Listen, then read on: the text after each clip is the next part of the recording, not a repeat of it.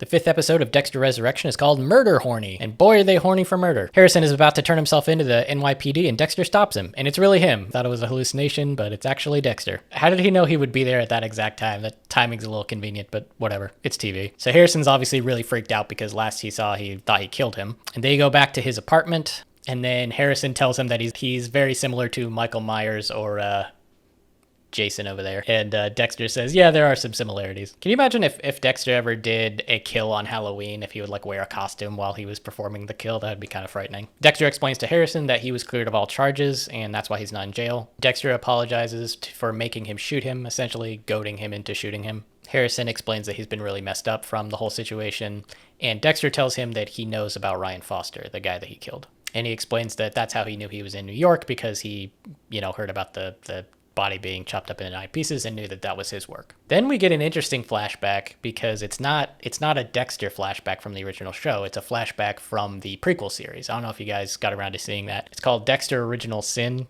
It's okay. It's kind of like eating French fries when you're full just because it's on the table. It's not necessary, but it's there. It's fine. Thought Original Sin was actually going to be kind of horrible when I saw the trailer. I was like, that looks stupid as hell. But after I watched it though, surprisingly not bad. Not necessary, but not bad. We get a flashback of him killing a frat guy who was trying to take advantage of Deb. Dexter is recanting this story to Harrison to tell him that he's kind of been in that situation before where he felt the urge to kill, a sexual predator. And so here he sort of finds out that he's tortured. Instead of feeling relieved like Dexter is after a kill, he feels the opposite. Harrison is just feeling horrible after killing somebody. And this is when it kind of sets in for Dexter that, oh, Harrison's actually not quite like me. I think it's a mix of both.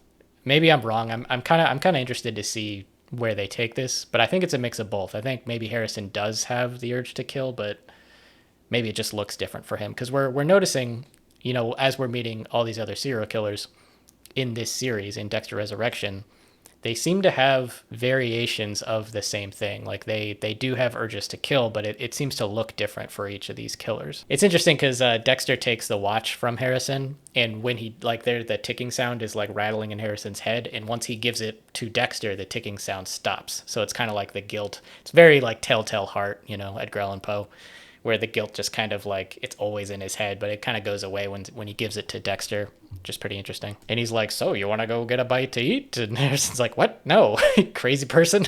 You don't get to just show up and be my dad all of a sudden after I shot you. And then he says the thing that Dexter was afraid of, where he says, what makes you think I even want you in my life? Because that was the whole reason why he didn't approach Harrison for the last 4 or 5 episodes. Anyway, he storms out, and then Dexter goes outside and makes a weird noise. We cut back to, yay, Prater. And I say yay because I want to know more about Prater. He is so interesting to me. And we get a little bit more pieces of the puzzle here. So he's getting ready to do a 60 Minutes interview. It's called Face to Face in the Dexter universe, but it's 60 Minutes. But it's literally Leslie Stahl, because I'm pretty sure Paramount owns both Dexter Resurrection and 60 Minutes, so they could do that. Anyway, we find out that Prater was raised in a foster home, and Leslie Stahl is kind of taken aback by this because she thought that he was like a trust fund kid, that she calls it daddy money. It turns out he was a self-made billionaire, which makes you wonder how he got his money. He says he paid off the mortgage of his foster family's home after he made his first million. Since then, he's paid off the mortgage of every family that's adopted from that home. Leslie Stahl wants to talk about that in the interview, and he says he wants to keep that private. Not sure what to make of that. You know who else bounced around in foster care was Brian Moser. Do you think there's a connection between him and Brian Moser?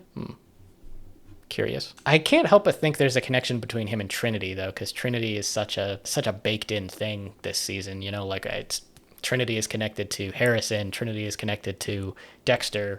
We even see him in the first episode, I don't know. It feels like Trinity is kind of baked in here, so it could be that. But the fact that he said foster home makes me think of Brian Moser, because Brian Moser bounced around foster homes. So I wonder if he has a connection to Brian. That'd be interesting. All right, then we cut back to Harrison. The detective is still bugging him to come in so that they can talk more, and so that she can go to confession out of him, I assume. Dexter calls Mia and kind of apologizes for running out the other day, and they make a date because he wants to see more of Mia. He thinks that they're very akin to each other. He kind of wants to see where that goes. And I don't blame him. Kristen Ritter is very attractive. And then they go bowling because Dexter is an excellent bowler, if you remember. Now that's sarcasm! And we cut back to Harrison getting grilled by the detective again, and she's pretty much getting nowhere with him. But she does mention some stuff that happened with him in Iron Lake, but it doesn't really, it's all alleged. It doesn't really implicate him. And so she doesn't really get anywhere with that. But she confirms that he's still one of the prime suspects. So then we cut back to Prater, and he's still doing his 60 Minutes interview. So we find out that he gives money to the New York City Police Foundation, and there's some kind of gala for the police foundation coming up. And she asks him what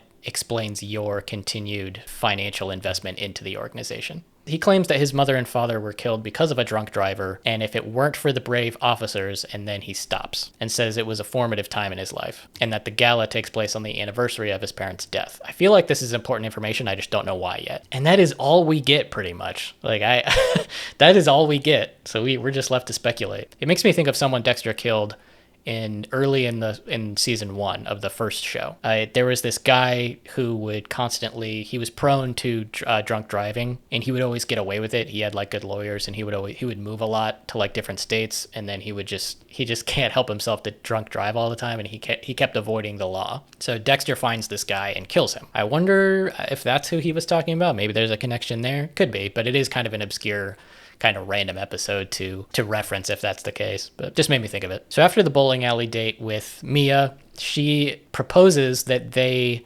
do a kill together. She proposes as this like wild idea, but Dexter has done that before. It would hardly be his first time. He has killed with a partner a few times in the old show.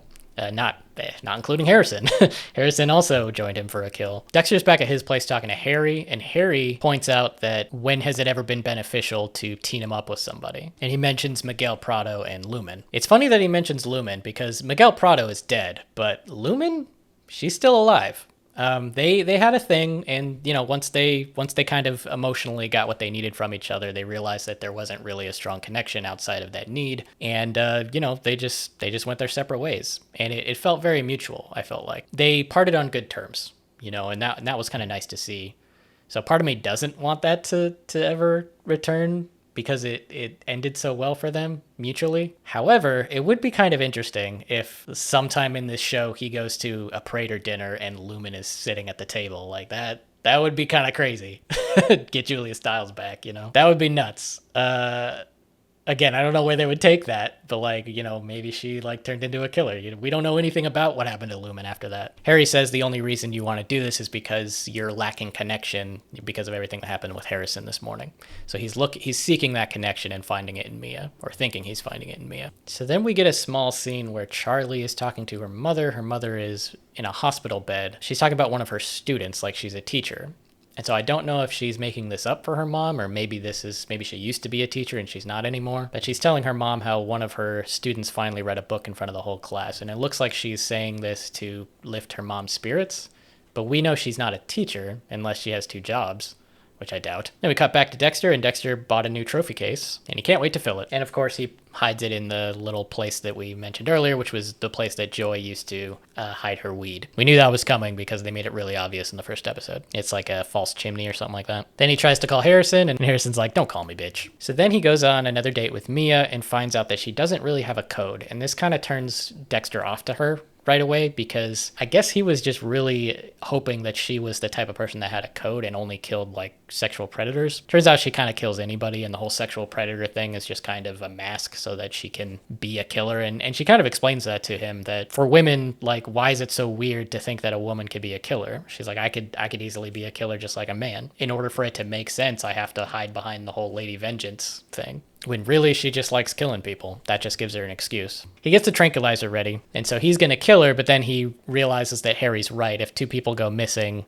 from the 2 Prater dinner guests go missing in the same week, right after a new guy shows up, that is pretty dang suspicious. It's already suspicious that one of them went missing. So they try to get a your car driver together, and Dexter's just not feeling it, and she could tell he's not feeling it, and she gets upset and storms off and says, "I'm just going to do my own thing, my own way." And Dexter plants the watch on her. She goes to some restaurant and picks up a unsuspecting dude so that she can kill him later. She takes him back to her place so she can do her thing, and Dexter's creepily watching across the street. I don't know why these people keep their blinds open. It makes no sense. So instead of killing her, he decides to call the police, actually, and get her caught. Which at first I didn't understand, because I'm like, why wouldn't you just kill her? Isn't that what you're trying to do anyway? Instead, he gets her caught and frames the Harrison's murder on Mia, which makes a lot of sense. So then we cut to Prater, and he's watching his 60 Minutes interview, or face-to-face interview. So Charlie comes in, and she tells him that Mia's being held somewhere and it's difficult to get to her.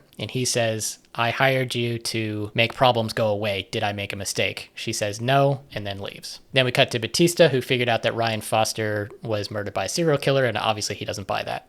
Harrison hears about Lady Vengeance and goes and meets Dexter. And he says having a serial killer arrested doesn't sound like you, which is true. So Dexter finally tells Harrison what happened with his mom and how, he really wanted to kill Trinity. And there was this whole there's all in season 4, the whole mentor thing with Trinity and how that went sour, and then he eventually kills Trinity. It was kind of his fault that Trinity killed Rita. And Harrison appreciates his dad finally telling him the truth. And Dexter says, you're not like me, but and I don't want you to be. And I'm never going to try and mold you into my image like I did in New Blood. He's going to try and give Harrison a normal life as much as he can. And that family is important and that they need each other in their lives. And it seems like Harrison agrees. And then we cut back to Charlie, who's talking to Mia in jail. She says, I'm going to make sure your stay here is as short as possible. Now, what do you make of that? Because that could only mean two things. One, she's going to kill her, or two, she's going to bust her out. I think it's more likely that she's going to have her killed because she knows about Prater, and, I think that's loose ends getting tied up, kind of like with that Keith guy in episode 1 or 2. But it could be that they're gonna bust her out, which would be kind of crazy. That would be kind of nuts, actually, if they busted her out. But I think it could go either way. What do you guys make of that? Because I'm kind of interested to see that. But I do want to hear your guys' theories as to what's going to happen next. I also want to know if you could have a character return, someone that's obviously not dead. Who would that character be? My number one pick would be Lumen. I think it'd be really interesting to see Lumen come back. I'm trying to think of anyone else who's not dead. Yeah, that's pretty much the episode. Let me know your theories in the comments, and I'll catch you guys in the next one.